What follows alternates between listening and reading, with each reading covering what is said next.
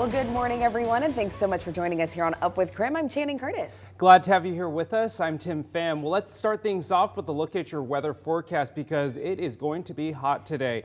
Nicole Hernandez is filling in for meteorologist Thomas Patrick all this week. Glad to have you here with us, Nicole. And Thomas left you with a lot of work to get to today on this Monday. He did. It is the first 90-degree day that we've seen all year, which to some may be exciting, to some may not sound like the best ever, but that was a beautiful look out over downtown Spokane there.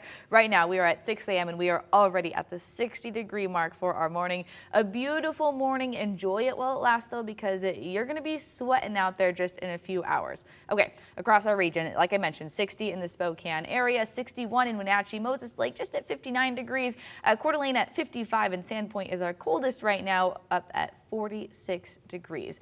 Across our entire area, though, most of Western Washington and some of Central Washington are in a heat advisory for the next few hours from 11 a.m. to 11 p.m. That's when that heat advisory takes place. High temperatures in the 90s, upwards of 100-degree temperatures. So let's take a look at what that means for our high temperatures across our region here. Like I mentioned, first 90-degree day here in the Spokane area, 92 degrees for our high temp in Spokane, 91 in Coeur d'Alene. And if you take a look at that Central Washington area, that's where we start seeing temperatures flirting with that 100-degree mark. Depending on how the day goes, some will hit it, some will not. All right, looking at hour by hour here in Spokane, we are going to be hitting at 67 degrees by 8 a.m. and then 82 by 11 a.m. Oh, things shifted around. There it is. Okay, already in the 80s by 11 a.m. That is crazy. And then by 3 p.m., 91, 5 p.m., 92. Then overnight, that's when things, of course, start to cool down. That's your chance to open up those windows and cool down the house if you don't have air conditioning. Developing overnight, a Spokane police officer was shot while responding to a series of drive-by shootings in North Spokane. The officer was shot in the leg and in the head and is said to be in serious but stable condition. Spokane police say the injured officer was responding to a pair of drive-by shootings that have been reported on East Garland Avenue and another on North Martin Street when a suspect started shooting at their police car. Police have arrested 2 people. Well, after the shooting, Mayor Woodward held a press conference condemning the shooting and says this is all a part of a growing pattern in Spokane.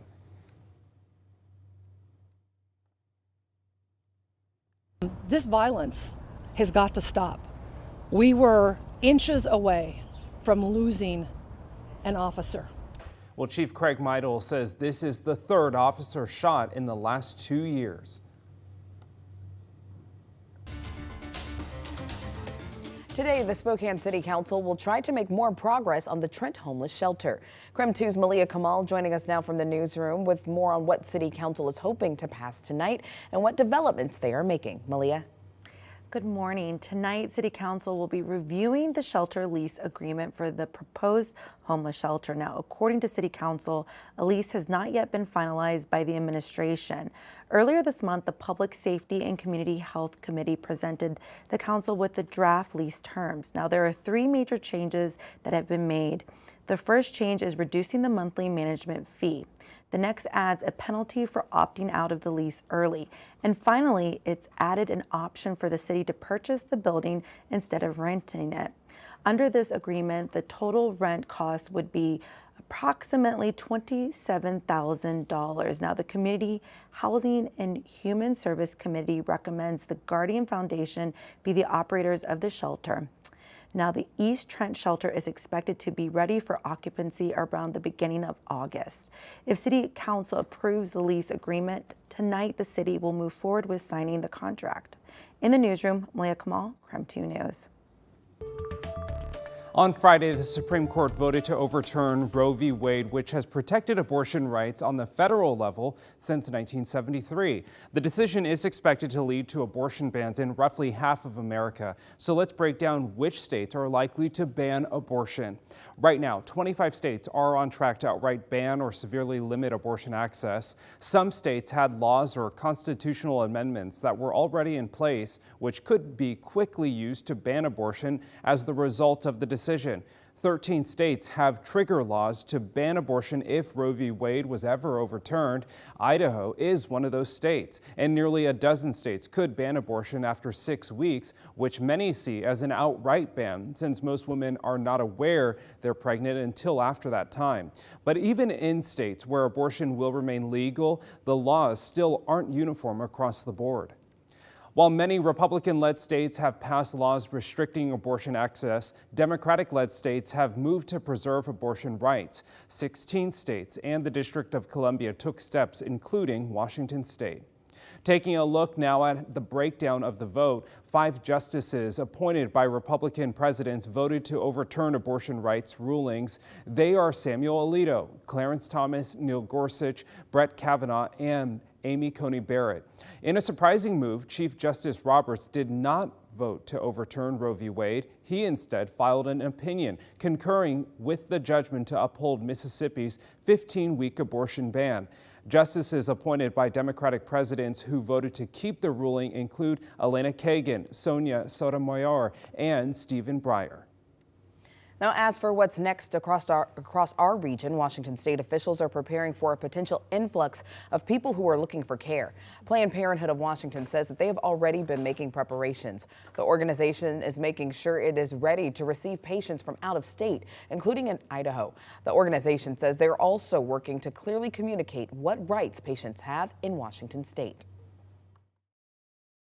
So really wanting to make sure that we can accept those patients and making sure that we have providers ready and abortion navigators ready, and just be able to fund that service for people, whether they need lodging or travel stipends or childcare or whatever, making sure that we can help that need.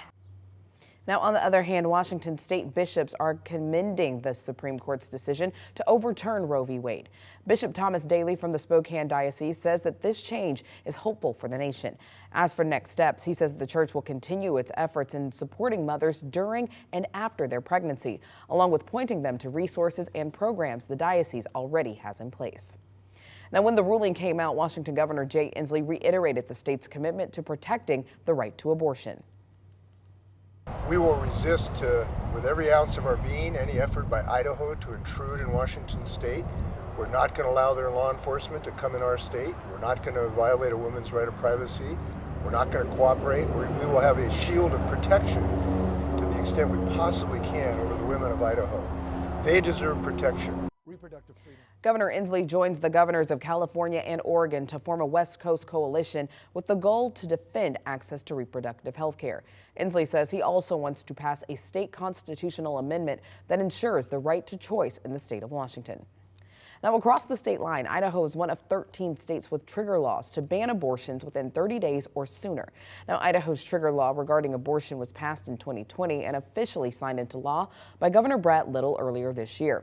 There are limited exceptions to Idaho's soon-to-be abortion ban. It will only be allowed in cases of rape or incest, or if it's medically necessary to save a pregnant woman's life. In those cases, a rape or incest victim will have to give a copy of the police report to the doctor who is performing the abortion. And if it's to save a woman's life, doctors must be able to prove that it's necessary to prevent the woman's death. The Idaho trigger ban expressly exempts pregnant people from obtaining abortion care. The criminal penalties are imposed on providers who offer care. By July 29th, abortion in Idaho will become a felony, punishable by 2 to 5 years in prison for medical providers. Idaho Planned Parenthood and other abortion providers say that they'll continue providing procedures for the next 29 days. After that, they'll continue to be a resource for women in the state, making sure that they know their options when it comes to traveling to other states like Washington for the care they need. Now, of course, this is a lot of information, and we'll continue to update you with the very latest on the overturning of Roe v. Wade. But for any of the information that we've just told you about, if you would like it sent directly to you, text the word court to the number 509-448-2000, and we'll send a link directly to your phone. 10 minutes after the hour now, it is time for your morning rush. More news in less time. The Pend Oreille County Sheriff's Office is looking for 72-year-old Donald Waller from Cusick. Waller was last seen on Thursday night leaving his home. Family members say Waller is a vulnerable adult because he has dementia. If you have any information or have seen Waller, contact the Pend Oreille County Sheriff's Office. The mother in a Coeur d'Alene child abuse case will spend up to a decade in prison. 26-year-old Haley Harris pleaded guilty in March for injuring her child. If convicted, she could face a felony. Her husband, Nicholas Branson, is scheduled to be sentenced in August. Congress passed a bill on Friday to keep distribution of free meals for all students this summer. The goal is to extend the rules that were adopted after the pandemic disrupted schools nationwide so that summer meal distribution sites could operate in any community in need and offer to-go meals. The bill now goes to President Biden for his signature. Boise, Idaho held their 3rd annual Corgi Fest. Take a look.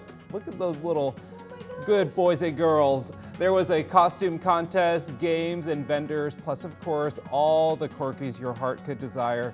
They were out in full force this weekend. And this was the 3rd time in the city's history that they celebrated the short-legged dogs.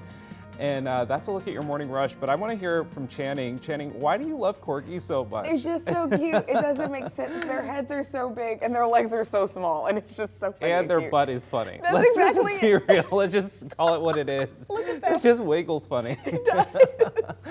Oh, too cute.